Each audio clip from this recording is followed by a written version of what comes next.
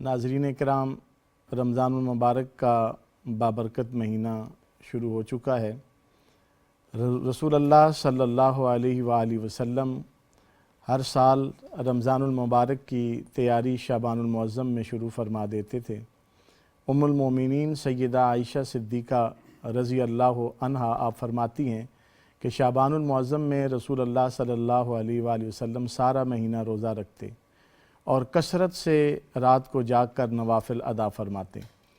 سیدنا علی کرم اللہ وجہ الکریم آپ فرماتے ہیں کہ رسول اللہ صلی اللہ علیہ وآلہ وسلم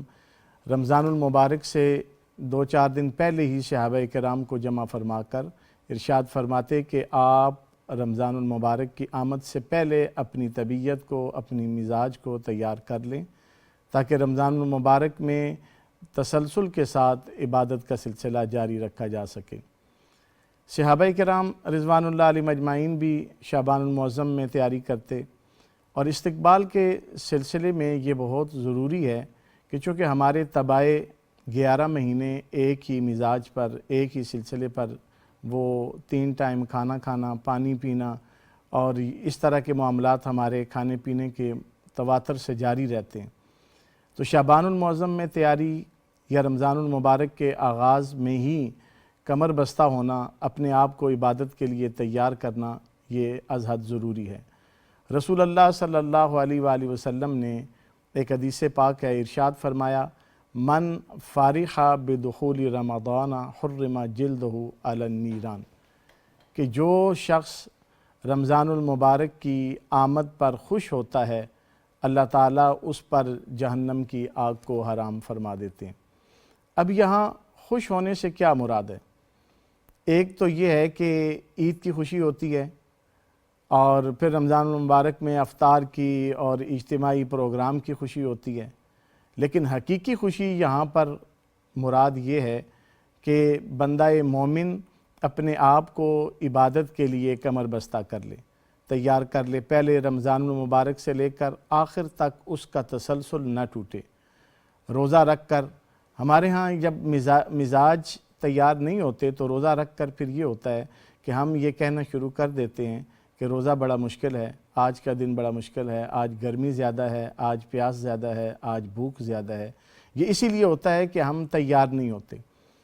حضور علیہ السلام نے فرمایا رمضان شہر اللہ، رمضان کریم جو ہے یہ اللہ کا مہینہ ہے، یہ سارا مہینہ اللہ کی رحمت، مغفرت، بخشش، جہنم سے آزادی، اس کی صبح بھی، اس کی شام بھی، اس کی راتیں بھی اللہ کے انوار و تجلیات سے، پروردگار کی معرفت سے، اللہ تعالیٰ کے نور سے، اللہ کے کرم اور فضل سے یہ مہینہ بھرا رہتا ہے۔ اس مہینے میں خوشی کا اظہار اس طرح سے ہے کہ بندہ اپنی عبادت میں اپنا دل لگائے اور عبادت میں وہ تسلسل کے ساتھ وہ اپنے آپ کو، اپنی طبیعت کو ڈھال لے۔ جس طرح سے سحری کے لیے اٹھنا بھی عبادت ہے، سحری کھانا بھی عبادت ہے، تو وہ بھی اس کے معمول میں ہو، اس کی طبیعت پہ گراں نہ گزرے اور وقت پر اٹھ کر وہ سحری کرے۔ پھر تہجد کی نماز ہے، فجر کی نماز ہے، قرآن پاک کی تلاوت ہے، اس کا تسلسل ہے۔ رمضان المبارک کے روزوں میں بالخصوص استقامت کے ساتھ انسان کا عبادت اور معاملات کو جاری رکھنا از بس ضروری ہے۔ اس کے بغیر انسان کو روزے کی افادیت پھر حاصل نہیں ہوتی۔ تو رسول اللہ صلی اللہ علیہ وآلہ وسلم کے فرمان اور آپ کے معمولات کے مطابق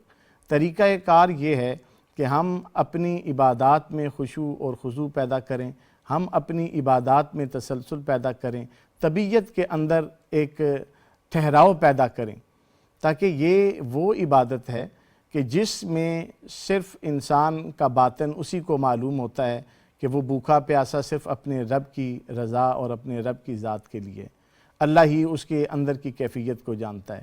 اسی لیے پھر اللہ رب العزت اس کا اجر بھی ارشاد فرماتے ہیں کہ یہ میرے لیے خاص ہے اور اس کی جزا بھی میں خود دوں گا یا میں خود ہوں۔ احادیث پاک کی اس روشنی میں یہ بات ہمارے لیے واضح ہوتی ہے کہ روزہ ہماری باطنی کیفیت کا نام ہے، ہمارے باطنی معاملات کا نام ہے، اللہ تعالیٰ سے معرفت اور تعلق کا نام ہے۔ اس لیے رمضان المبارک کے آغاز میں ہی ہم اپنے ساتھ یہ عہد کر لیں کہ ہم خشوع اور خضوع کے ساتھ اور بڑی یکسوئی کے ساتھ روزہ رکھیں گے اور استقامت روی کا مظاہرہ کریں گے۔ ہم پر جو بھی کیفیت ہوگی، ہمارے جو بھی معاملات ہوں گے، وہ ہمارے اور رب کے درمیان ہوں گے، ان کا اظہار ہم لوگوں کے سامنے نہیں کریں گے۔ ایک متفق علیہ حدیث ہے صحیح بخاری میں، رسول اللہ صلی اللہ علیہ وآلہ وسلم نے ارشاد فرمایا، من قام و صام رمضان ایمانا و احتسابا غفر له ما تقدم من ذنبہ۔ اب استقبال کی چونکہ بات ہو رہی ہے تو طبیعت کس طرح ہماری رمضان المبارک کے ساتھ ڈل سکتی ہے کہ وہ لوگ جو رمضان المبارک میں روزہ رکھتے ہیں اور قیام اللیل کرتے ہیں، حالت ایمان و احتساب میں، اللہ کے رسول نے فرمایا غفر له ما تقدم من ذنبہ، ان کے سابقہ گناہوں کو اللہ رب العزت معاف فرما دیتا ہے۔ اب یہ آپ اندازہ لگائیں، اصل حقیقت استقبال کی یہ ہے، اور پہلی حدیث بھی جو میں نے آپ کے سامنے بیان کی ہے اس میں بھی آپ دیکھیں اور دوسری حدیث میں بھی دیکھیں، استقبال رمضان اور رمضان المبارک کے روزے اور قیام اللیل، اس کی کیفیت ایمان و احتساب کے ساتھ ہے۔ ہم کچھ اس میں اضافہ کر دیتے ہیں اور کچھ ایسی چیزیں ہم سے غلو ہو جاتا ہے کہ جس کا حقیقت سے تعلق نہیں ہے، کہ یہ میسیج رمضان المبارک کی آمد کا، استقبال کا، اس کی اطلاع اتنے لوگوں کو دیں تو آپ پر جنت واجب ہے، ایسی کوئی حدیث نہیں ہے۔ حضور علیہ الصلوۃ والسلام نے یہ ضرور فرمایا کہ من فارخ بدخول رمضان حرم جلدہ علی النیران، یعنی جو خوش ہوتا ہے کہ اللہ کی رحمتوں کا مہینہ، اللہ کے فضل کا مہینہ، اللہ کے کرم کا مہینہ، اللہ کے انوار و تجلیات کا مہینہ، بخشش کا مہینہ، مغفرت کا مہینہ، جہنم سے آزادی کا مہینہ۔ ایک حدیث میں سیدنا علی کرم اللہ وجہ الکریم فرماتے ہیں کہ حضور نے ارشاد فرمایا کہ پروردگار اس مہینے میں شیاطین کو جکڑ لیتے ہیں اور جنت کے دروازے کھول دیتے ہیں اور جہنم کے دروازے بند کر دیے جاتے ہیں۔